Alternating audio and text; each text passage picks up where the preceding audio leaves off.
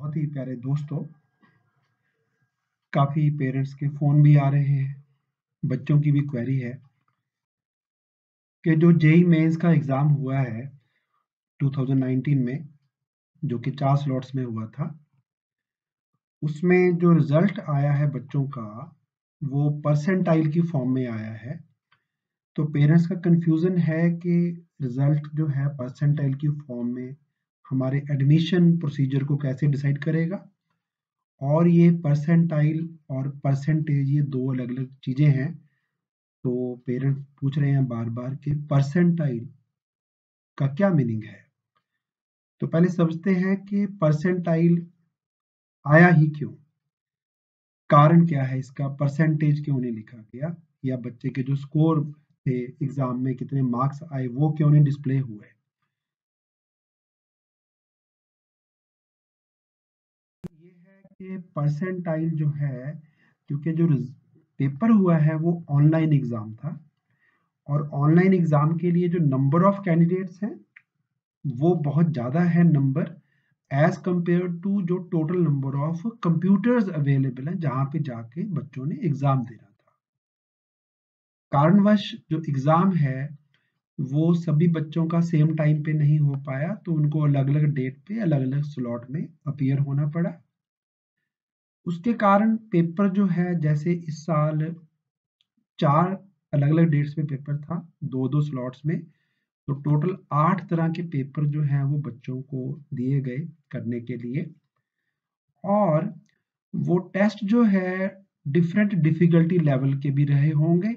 किसी बच्चे को लगा होगा पेपर मुश्किल है मैथ्स का, किसी को लगा होगा केमिस्ट्री का मुश्किल है, किसी और स्लॉट में हो सकता है फिजिक्स वाला मुश्किल आया हो। तो टेस्ट का लेवल डिफरेंट था। तो एक ही बच्चे को अगर हम वो 8 टेस्ट करने को दें तो उसके बच्चे के अलग-अलग मार्क्स आएँगे। उन 8 टेस्ट में बच्चा एक ही है।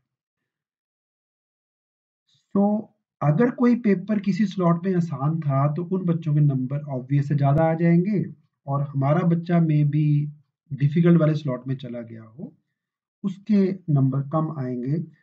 तो कैसे पता चले कि हमारा बच्चा उस स्लॉट के बच्चों के कंपैरिज़न में कहाँ खड़ा है? उसका लेवल क्या है या उसका रैंक क्या है? जबकि दूसरे बच्चों ने आसान पेपर दे दिया, हमारे वाले बच्चे ने पेपर मुश्किल दिया।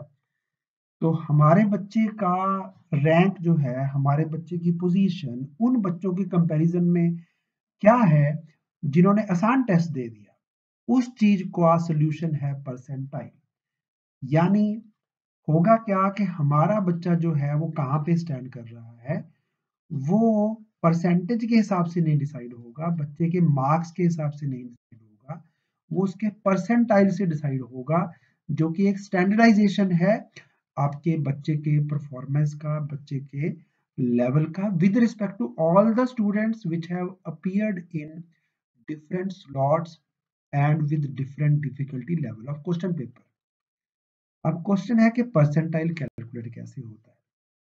तो उसके लिए मैंने एग्जांपल एक लिया है। तो ऐसा करते हैं कि मान लीजिए किसी बैच में 40 बच्चे थे जो पेपर में अपीयर हुए, और उनका जो स्कोर था वो हो सकता है कि टोटल मार्क्स जो हैं वो रहे हो 300। तो जो टॉप मोस्ट बच्चा है उसने 202.75 यानी कि 202.75 मार्क्स ऑब्टेन किए। और इन नंबर्स को अगर हम सीक्वेंस में अरेंज करें डिक्रीजिंग ऑर्डर में, कहीं-कहीं पे ऐसा भी हो सकता है कि एक ही मार्क्स के 2 बच्चे भी हों, ऐसा भी हो सकता है। तो मैंने इनको सभी को एक ऑर्डर में अरेंज कर दिया। जैसे कि 201.50 नंबर 2 बच्चों के आ सकते हैं। 199.25 2 बच्चों के नंबर हो सकते हैं। कहीं और भी सेम नोट वैल्यू हो सकती है कि 4-5 बच्चों के सेम ही मार्क्स आ जाएँ। तो उस केस में हम फिर नंबर्स को कैसे नॉर्मलाइज़ करेंगे, उसका अब प्रोसीजर ये रहेगा कि मान लीजिए अभी यहाँ पे जो मार्क्स हैं ये जो है, मान लीजिए हमने सीक्वेंस में अरेंज कर लिए सारे। 202 इज़ द लार्जेस्ट वन और लीस्ट वन इज़ 195.50, और हमारा जो बच्चा है पर्टिकुलर उसके मार्क्स हैं 199.50। ये नंबर इसके बाद डिक्रीजिंग ऑर्डर में है, यहाँ पे थोड़ा सा बढ़ गया है नंबर। मान लीजिए कि ये और कम कम कम कम वाले ऑर्डर में अरेंज्ड है, तो थोड़ा यहाँ पे मिस्टेक लग रहा है मुझे अरेंजमेंट में, कोई बात नहीं है। तो मान लीजिए इसके बाद के बच्चों के नंबर इस मार्क्स से कम है, तो 195.50 लास्ट स्कोर है, तो टोटल 40 बच्चे सपोज अपीयर हुए और हमारा बच्चा जो है उसके नंबर आए 199.50। अब ये कैसे कैलकुलेट होगा कि हमारे बच्चे का परसेंटाइल क्या है, उसके लिए फिर हमने एक फॉर्मूला देखते हैं। तो हमें ऊपर न्यूमरेटर में लिखना है वो बच्चे जिनका स्कोर 199.50, जिसमें हमारा बच्चा भी आता है, और उससे कम जो बच्चे थे वो कितने हैं। तो यहाँ पे हमने क्योंकि टोटल 40 बच्चा लिया है, 40 में से 14 बच्चे तो ऐसे हैं जिनका स्कोर इससे ज्यादा है, 40 में से 14 माइनस करेंगे तो हमारे पास बचेगा 26। तो 26 बच्चा ऐसा है जिसका स्कोर हमारा स्कोर या उससे नीचे का स्कोर है, तो 199.50 से कम या उसके बराबर। इसको हम डिवाइड करेंगे टोटल नंबर ऑफ स्टूडेंट्स जो उस बैच में अपीयर हुए, जो कि यहाँ 40 बच्चा है। इसको फिर इंटू करना है हमने 100, उससे निकल आएगा हमारे बच्चे का परसेंटाइल, यानी हमारे बच्चे के स्कोर और उससे नीचे के स्कोर वाले बच्चे जो थे वो 26 थे, और टोटल बच्चा जो इस बैच में अपीयर हुआ वो 40 था। इसको इंटू 100 कर देंगे तो परसेंटाइल स्कोर निकल आएगा हमारे बच्चे का, जो कि 65.00 है। बट इसको हम ये नहीं कह सकते कि परसेंटाइल से ही डिसाइड हो जाएगा कि हमारे बच्चे का एडमिशन किस कॉलेज में या रैंक क्या आएगा। वो हमारे बच्चे से ऊपर कितने बच्चे थे जो हमारे से ज्यादा मार्क्स ले चुके हैं, उनका नंबर इससे क्लियर नहीं होता कि कितने बच्चों ने रैंक हमसे ऊपर लिया है, कितने बच्चों की पोजीशन हमारे से ऊपर है।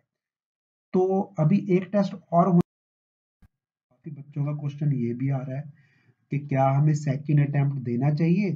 कईयों को लगता है कि हमारा तो 97 परसेंटाइल आ गया है तो हमारी एडमिशन पक्की हो गई। ऐसा नहीं है, दूसरा अटेम्प्ट भी जरूर करिए और उसको भी पूरी तैयारी से करिए। ये मत सोचिए कि शायद फर्स्ट में मार्क्स आ गए हैं या फर्स्ट का परसेंटाइल जो है वो अच्छा हो गया है तो शायद हमारा एडमिशन कंफर्म्ड हो गया। तो अभी ऐसा कुछ भी नहीं क्लियर, इसलिए सेकंड अटेम्प्ट जो है उसको भी आपने पूरे जोर शोर से तैयारी करके प्रॉपर देना है। तो अब दोनों के बीच में जो बेस्ट परसेंटाइल होगा, दोनों एग्जाम के बीच में जो अप्रैल में होना है और जो भी जैन में होके हटा है, उसमें जो बेस्ट होगा वो आपका एडमिशन डिटरमिन करेगा। तो ये मत सोचिए कि अब दूसरे अटेम्प्ट की तैयारी सही से नहीं करनी है। आपने कोशिश करनी है कि जो इस साल इस मंथ में आपका जो परसेंटाइल आया उसको आपने इम्प्रूव करना है जैसे मर्जी हो।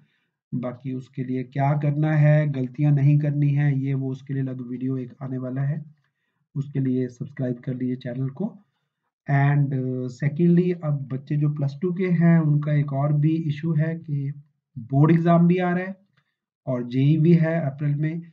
इन दोनों को कैसे बैलेंस्ड वे में तैयार किया जाए उसके लिए एक और वीडियो आएगा। For that you have to subscribe the channel ताकि आपको इमीडिएटली इंफॉर्मेशन डिस्प्ले हो जाए। मेरी बेस्ट विशेस है आपके ग्रेट फ्यूचर के लिए। Yours RS Saini.